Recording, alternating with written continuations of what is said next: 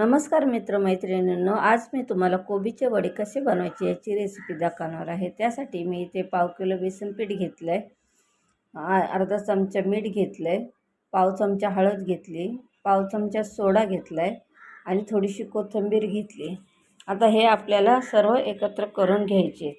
त्याच्या पूर्ण गाठी फोडून घ्यायच्यात बेसन पिठाच्या आपल्याला आणि थोडं थोडं पाणी घालून याची आपल्याला एक पेस्ट तयार करून घ्यायची। जशी आपण भज्याला करतो सेम ती पेस्ट आपण याची करून घ्यायची। पेस्ट तयार झाली आता मी साईडला ठेवते। इथे मी एक मोठा बटाटा घेतलाय शिजवलेला, तो चांगला कुस्करून घेतलाय।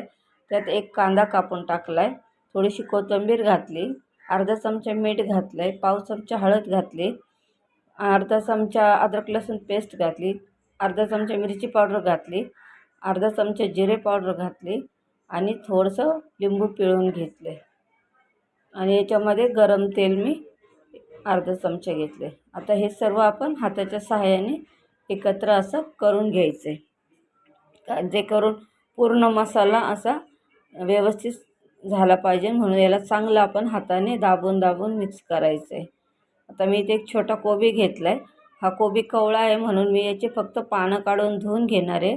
तुम्ही जर मोठा कोबी असेल तर तुम्ही त्याला 5 मिनटं गरम पाण्यात उकळून घेतला तरी चालेल, कारण त्याचा रोल होण्यासाठी आपल्याला तो मऊ पडला पाहिजे। आता इथे मी कोबी स्वच्छ धुवून घेतला आहे, त्यातलं एक पान घेतलं आहे, त्यामध्ये हा आपला झालेला मसाला घालून त्याला चांगलं असं लपटून घ्यायचं आहे कोबीच्या पाण्याला। आणि हे जो डो बनवलेला आपण पातळ त्यामध्ये आपण हे घालून घ्यायचं आहे आणि त्याला वरून आपण ब्रेड क्रम्स लावायचे। इथे मी कढईत तेल अगोदरच तापून ठेवलं होतं, त्यामध्ये आता आपण हे सोडून छान असं फ्राय करून घ्यायचं आहे। आलटून पलटून त्याला सगळीकडनं छान असा कलर आला पाहिजे आणि ते म्हणजे आतला कोबी पण छान तळला जातो। बघू शकता तुम्ही हे आपलं बनवून झाले। आता तुम्हाला ही रेसिपी कशी वाटली मला कमेंट करून सांगा। धन्यवाद।